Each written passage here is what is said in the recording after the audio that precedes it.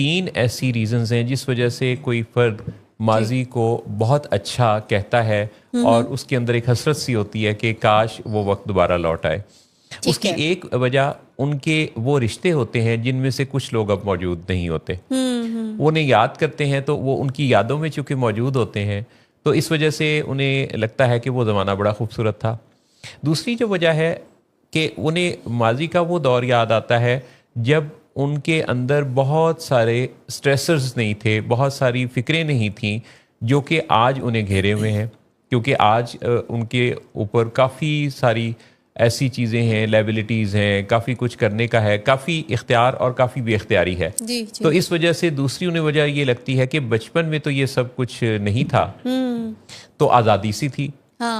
تیسری جو ریزن مجھے سمجھ آتی ہے وہ یہ ہے کہ اس وقت ان سے کوئی ذمہ داریاں ایکسپیکٹ نہیں کی جاتی تھی. وہ کوئی ذمہ دار شہری نہیں تھے ماضی میں. جتنا کوئی پیچھے چلا جائے گا تو اس کے اوپر ذمہ داریوں کا یہ بوجھ نہیں تھا, تو یہ بھی اس کو کافی ایک ریلیف ٹائم وہ لگتا ہے کہ وہ جو گزر گیا وہ بڑا ایک ریلیف والا ٹائم تھا. اکاؤنٹیبلٹی بھی نہیں تھی, اکاؤنٹیبلٹی بھی نہیں تھی. بالکل ٹھیک ہے, یو آر ویری رائٹ. تو آج کے دور میں یہ جو چیز ہے, کیونکہ ہم ایکچولی جب پرانے دور اور نئے دور کی بات کرتے ہیں, اچھے اور برے وقت کی بات کرتے ہیں, تو ہم کچھ خاص پیرامیٹرز پر دیکھ رہے ہوتے ہیں. اور اگر ہم ٹیکنالوجی کے لحاظ سے دیکھیں تو آج کا یہ دور اس وقت تک بہترین ہے, پر آنے والے 30 سال بعد جب ہم دیکھیں گے کہ 2050 یا 2060 میں ٹیکنالوجی میں جو ترقی ہوگی تو آج کا انسان پرانے زمانے کا پرانا انسان محسوس ہوگا کہ بھی وہ کیا دور تھا جب انسان جو ہے بڑے خوش ہوئے تھے کہ chat G P T, artificial intelligence وغیرہ یہ چیزیں تھیں.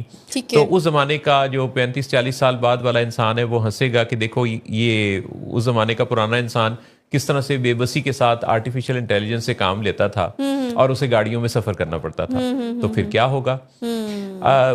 کل میں کسی سے بات کر رہا تھا تو وہ زمانے کی ترقی کے حوالے سے جب بات کر رہے تھے تو کہنے لگے کہ اب اس سے زیادہ کیا ترقی ہوگی. میں نے کہا نہیں, اس سے زیادہ تو ابھی بہت کچھ ہونا باقی ہے. کہتے مثلاً میں نے کہا مثلاً آج کا انسان سفر پر بہت سارا وقت جو ہے وہ گزارتا ہے.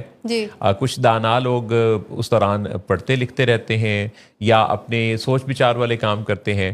کچھ دوسرے لوگ سستا لیتے ہیں اور کچھ تیسرے لوگ جو ہیں وہ نئے لوگوں سے, پیسنجرز جو ان کے پاس بیٹھے ہوتے ہیں ان سے تعلقات بناتے ہیں. لیکن یہ جو سفر کا ٹائم ہے, بہرحال اگر ہمارے بس میں ہو تو ہم سفر پر اتنا ٹائم خرچ نہ کریں, ہم جلدی سے اڑ کے پہنچ جائیں. تو انسان کے دماغ میں جو خیال ہوتا ہے نا, ایکچولی خیال ہی ایجادات کا باپ ہے, ضرورت ایجاد کی ماں ہے. بالکل. تو یہ جو خیال ہے انسان کا, اس کے اندر کافی عرصہ سے ہے کہ الف لیلا کی دیومالائی کہانیوں میں ایک اڑن قالین پر بیٹھ کے جلدی سے وہ اڑ کے کسی دوسری جگہ پہنچ جانے کا تصوراتی کردار ان کے ذہن میں ہے کہیں نہ کہیں. جی بالکل. تو وہ کہیں تحلیل ہو کر اپنے اس سفر کو جلدی سے مکمل کرنا چاہیں گے, اسی لیے بہت سارے نئے انداز بھی سفر کے آ گئے ہیں. تیزی, جلدی سے فوراً پہنچنا, ایسی ٹرینز, ایسی چیزیں, فضا کا استعمال. ہوائی جہاز کا سفر اس سلسلے کی پہلی کڑی تھی. جی. تو یہ جو انسان کے اندر ایک خیال کی آمد ہے نا, یہ دراصل بہت ساری ایجادات کی نوید بھی ہے. بالکل. آج جیسے ہم دیکھتے ہیں کہ سفر, اسی طرح سے بہت ساری بیماریوں کے حوالے سے آپ دیکھیے کہ کتنی ایسی بیماریاں ہیں جن کے علاج ابھی موجود نہیں ہیں. ان کی مینجمنٹ ہے. پھر ایک وقت آئے گا کہ ان کے بھی کوئی نہ کوئی علاج, پرماننٹ علاج موجود ہوں گے. ڈیوائسز اگر آ رہی ہیں, سمجھ میں یہ آ رہا ہے کہ اگر یہ ڈیوائسز آپ کو بہت زیادہ ریپلیس کر دیتی ہیں آپ کے ہارڈ ورک کو, تو جسم کے نظام کے لیے پیس میکر اور کتنی ایسی چیزیں, کتنے انسولین پمپس اور بہت ساری چیزیں, سٹنٹس آ گئے.